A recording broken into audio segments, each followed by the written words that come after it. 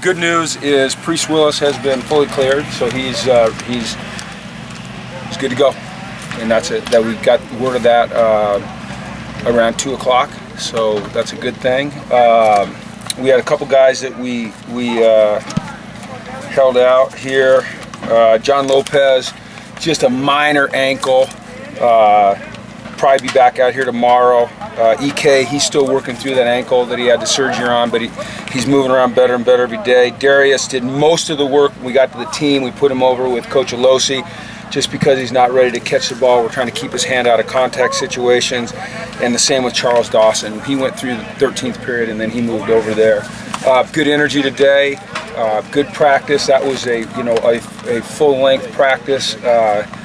We got a lot done in 2 hours and 12 minutes, and I like the enthusiasm. I like the energy. I think we got better today, improved. I see, older guys making strides. I see younger guys starting to get it figured out, and that's what we got to do. Because contrary to what I said yesterday, it's actually 23 days from tomorrow until we play. Otherwise, we'd be missing that first game. So we don't want to do that. But hard to point out particular guys that really stood out, but I'll mention a couple, and we'll talk young guys here first. Thomas Duarte, he gets open, he catches the ball clean. He's got a really nice feel for change of pace and tempo in his routes, for finding the open spot. Priest Willis, he stands out. He absolutely positively can play corner at this level. He has the quickness, he has the burst, he's got the length. Johnny Johnson, Tahan Goodman, those three young defensive backs are standing out to me. I see good things out of Miles Jack. I see good things out of Deion Hollins. We had Caleb Benenoch in there today, some with the ones at right guard. Look, let's temper it. It's 2 practices out here in San Bernardino, but he looks like a guy that's going to be competitive in there for that position.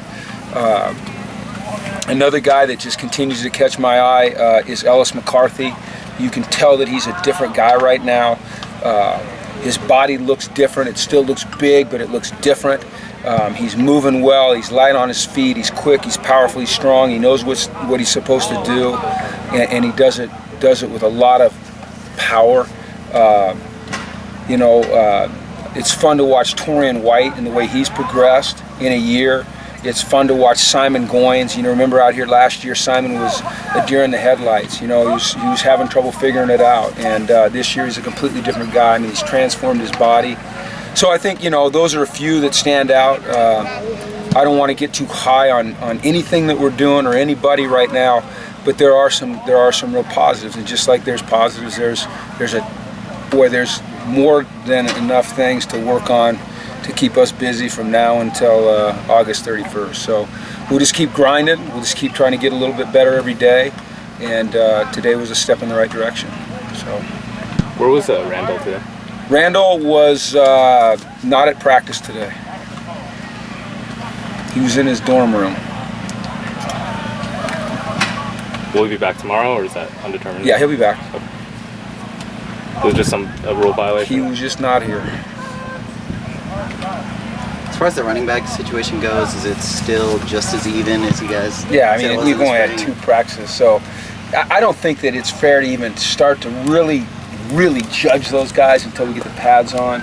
And our offensive linemen have pads on so they can actually, block and get a little bit dirtier there. When they take the hits and we find out about ball security, when we start working pass protection and see how they do in there, but you can see the guys that have burst, you can see the athleticism, and now it's those other things that we have to be able to evaluate, create, and just say, these are the 3, or these are the 4, or these are the 2, or this is the 1. Seems like Manfro looked he's got burst. Healthy, yeah, Steven's got burst, and he's completely healthy with his shoulder. Jordan has burst, Paul has burst. Craig Lee has burst right now. He just has to, figure out when to turn it on. Malcolm looks, once again, I just want to, it's 2 days, no pads, but we talked about this in the spring, wanting him to run angry, and he looks like he's doing that, but it's no pads, 2 days, so we'll see where we go from here with that. Does Manfred look like a guy that might be a little better suited as in the F-back rotation, or do you want to keep him as a running back? That's a great question, because I don't know. You know, you would like to settle a guy into a spot so they can really develop in that spot. But the thing about Steven is that he's so versatile, you know, and we want to get him in positions to utilize his speed, his quickness, you know, his burst, his ability to catch the ball. I think what we have to see is you know, how Jordan is doing, and how Paul's doing, and how Malcolm's doing, and how Craig Lee is doing, you know, and then see where we use Steven, you know. We've got some pretty good guys that can play inside, you know, with Devin Fuller and Jordan Payton and, you know, Jalen Ortiz and Darren Andrews. We got some guys in there, so I don't know. We just got to figure that out. Nate, is he going to stay at tight end? Why? He is, for now. And you know what? I think that we have to make that commitment, because I think it's a disservice to him if we just keep moving him around. You know, last year he redshirted, we moved him around, we're trying to find the best spot to play him, to utilize his ability.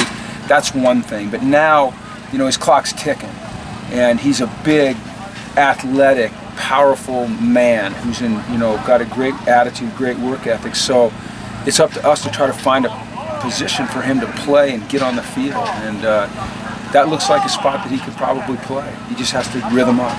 What about Willard? What do you think of him 2 days in? He's swimming, you know, he's swimming mentally, but, you know, he throws a nice ball.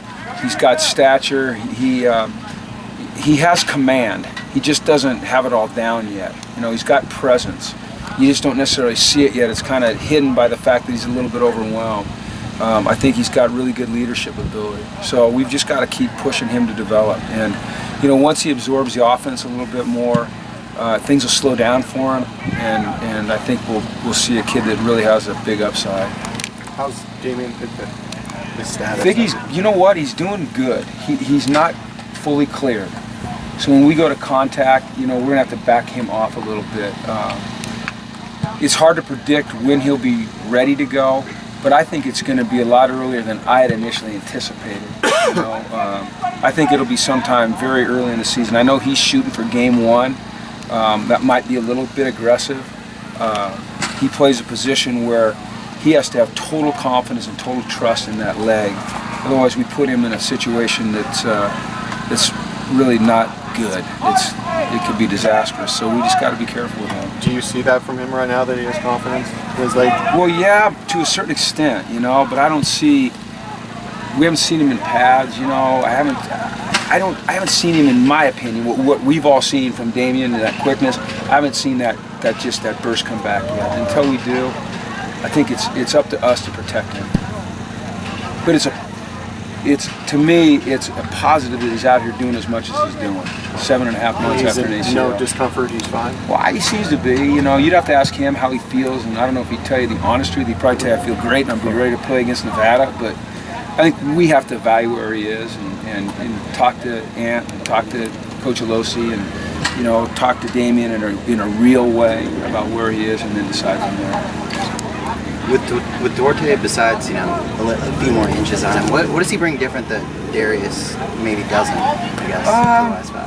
Are they pretty similar? You know, they're both good players. You know, Darius has the same traits that Thomas does. He knows how to work in and out of routes with change of pace. He knows how to find the opening. You see Darius's quarterback background come into play a lot when he's running routes. He catches the ball out in front with his hands securely. You know, he doesn't double catch things. Thomas is just, you know, a little bit bigger guy. So they're different body types, but they're both really good players. And I think that they both kind of have exactly what we're looking for in that position. You know, they can create some matchup problems, hopefully. How are you feeling about your punter?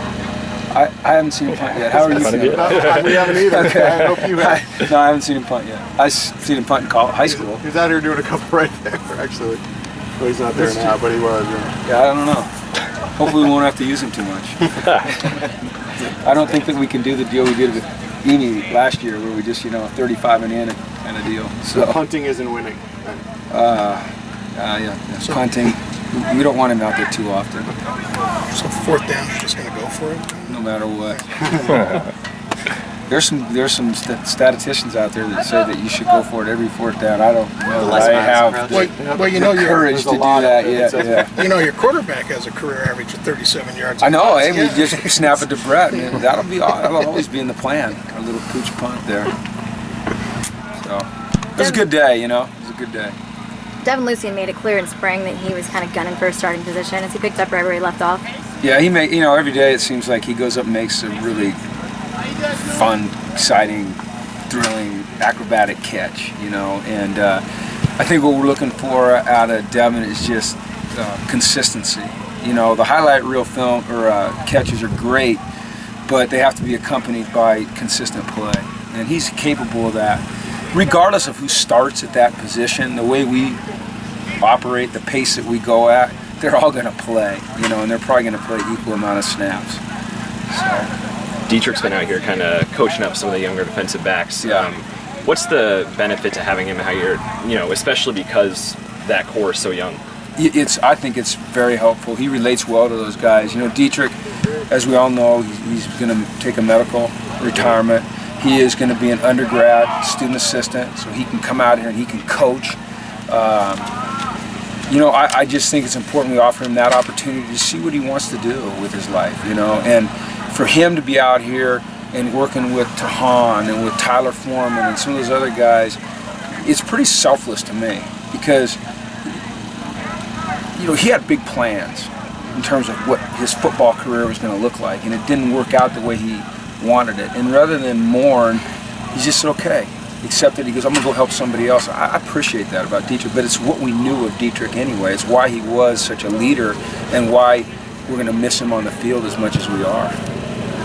Does it seem like it's helped him cope with, you know, the medical redshirt, just being able to stay around the program? I think you should ask him that because I don't know. You know, I go by, how would I feel? Would I want to be out here? Would I want to distance myself from it? You know, I mean, I think you should ask him how he feels about that. I really, honestly, I don't know. But I know that I appreciate him being out here. And I think the players appreciate him being out there. You know, I think it means something to them that he's here. Okay? Yep. All right.